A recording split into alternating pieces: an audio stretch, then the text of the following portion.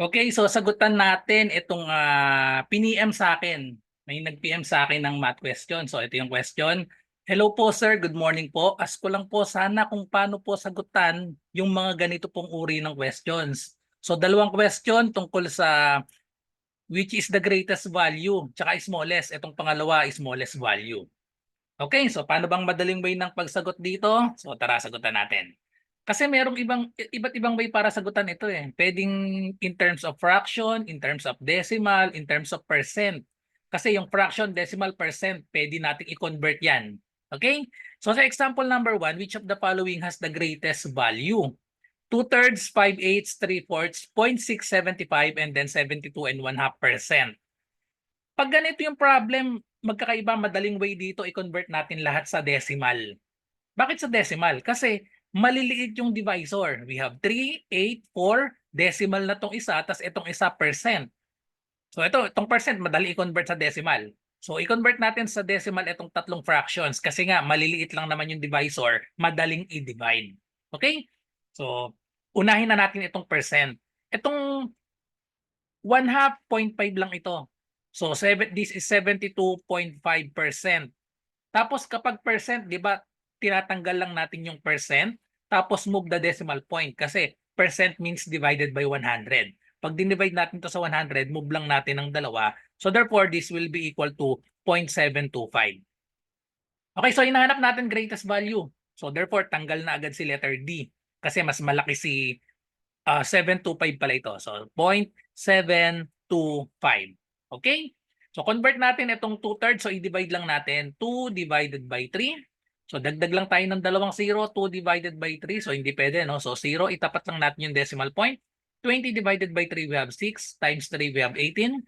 Subtract, so we have 2. Bring down 0, 20 divided by 3, 6. At paulit-ulit na ito, 18, 2. Ayan, so paulit-ulit yan na 6. Walang katapusang 6. So round up na natin, 0.67. Okay? So tanggal na rin ito kasi mas malaki pa rin sa 725. Okay? And then we have 5/8. So divide lang natin, 5/8. So ayan, tatlong 0 ilagay ko para eksakto kasi ito eh. Dapat lang yung decimal dito. So ito ay 0. 50 divided by 8, that is 6. 6 times 8. Pero pwede na natin hindi i-diretso ito eh. Bakit pwede lang hindi i-diretso? 6 yung umpisa oh. Eh may 725 na dito. So mali na rin ito. So ipakita na lang natin. So 6 times 8, so we have 48. Subtract, we have 2, bring down 0. 20 divided by 8, that is 2. 2 times 8, we have 16. Subtract, so we have 4, bring down 0. 40 divided by 8 is 5. 5 times 8, 40. Okay, so therefore this is 0.625. Mali na rin ito kasi nga may 0.725 na tayo. So pag mga ganyan, technique wag niyo nang idadiretso pag nakuha niyo na yung first digit, obvious na mali. So last 3 divided by 4, dagdag ng dalawang 0, itapat ang decimal point. So this is 0. 30 divided by 4, that is 7. 7 times 4, we have 28. Subtract, so we have 2. Bring down 0. 20 divided by 4 is 5. 5 times 4, 20. So wala nang remainder. Therefore, 3/4 is equal to 0.75. So anong mas malaki, 75 or 725? Gawin nating tig 3 decimal para madali i-compare. 750, ito ay 725. Therefore, ang greatest value ay letter C, 7.750 or 3/4. Okay, so ganyan yung tekniko dito sa question number 1. I-convert ko lahat sa mas madali para sa akin. I-convert lahat sa decimal. Okay, so next number 2. Which of the following fractions has the smallest value? So smallest naman ang hinahanap natin. This time ang given natin lahat ay fraction. Fraction lahat. Pwede rin i-convert ito lahat sa decimal kasi pag decimal madaling malaman kung alin yung smallest, di ba, or largest. Pero sa case na ito, hindi ko ito i-convert ng decimal. Ba't ko hindi i-convert ng decimal ito? Ang lalaki 20, 40, 60. Pag dinivide yan, time consuming yan. So ang gagawin ko dito, fraction pa rin. Kunin ko yung LCM. So isulat ko nga muna ng ganitong form. 8/5, 27/20, 47/40, and then 67/60. Ang gagawin ko dito, i-convert ko siya sa similar fractions. Similar fractions, kukunin ko lang yung LCM.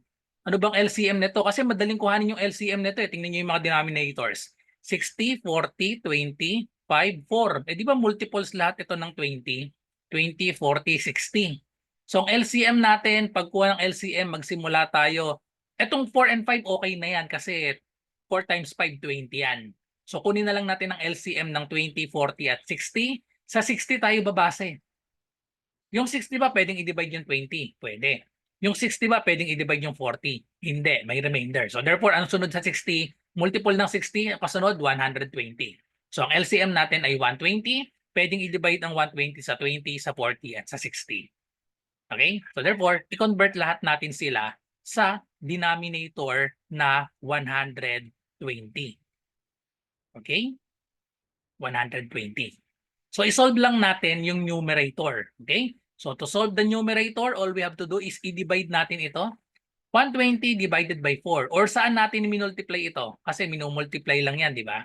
120 divided by 4, that is equal to 30. Or 4 times 30 is 120. So 7 times 30, that is equal to 210. Okay? So next, 120 divided by 5, that is equal to 24. So ibig sabihin, i-multiply natin yung 8 sa 24.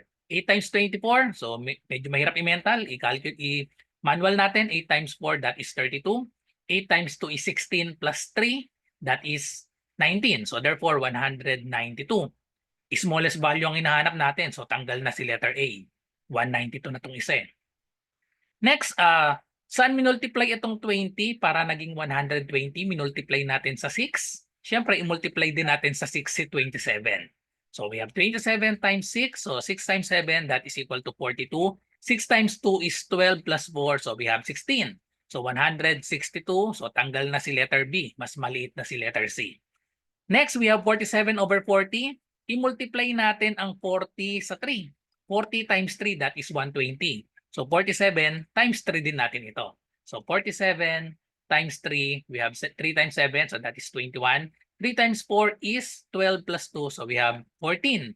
So 141, okay, tanggal na si letter C, mas maliit si letter D. And then last, si 60 naging 120, saan minultiply? Multiply by 2, multiply din by 2 ang 67. So 67 times 2, we have 2 times 7, that is 14. 2 times 6, that is 12 plus 1. So we have 13. So 134, ito na yung ating smallest value kasi 134 lang siya. Pare-parehas na yung denominator natin na 120. Therefore, letter E ang tamang sagot. Okay, so yan yung isang solution pero meron pang isang mas madali dito. So ang ginamit kasi natin dito 120. Pwede rin tayong gumamit ng ibang number.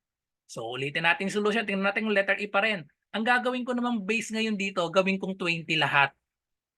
Mas madali ito, gagawin ko lahat 20. Magkakaroon ng konting decimal pero pwede nating gawing 20 lahat ang denominators natin. Kasi ito 27 over 20, okay na ito.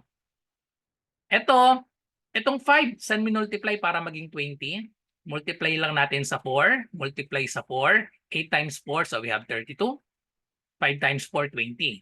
Yung 4 naman, minultiply parehas sa 5. 7 times 5, we have 35. Bakit ginawang 20 ko lang yung denominator? Kasi itong 40, pwede siyang i-divide sa 2, 20 na siya. E di i-divide din natin sa 2 ito.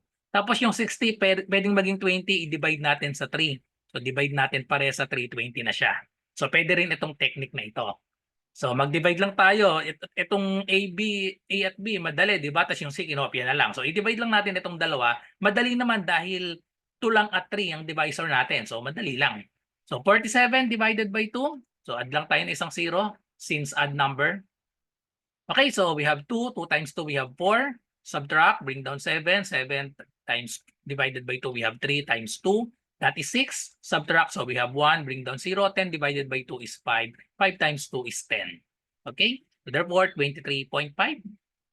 Mapapansin natin, ang lowest na natin, ito agad 23.5. So last na tayo, 67 divided by 3.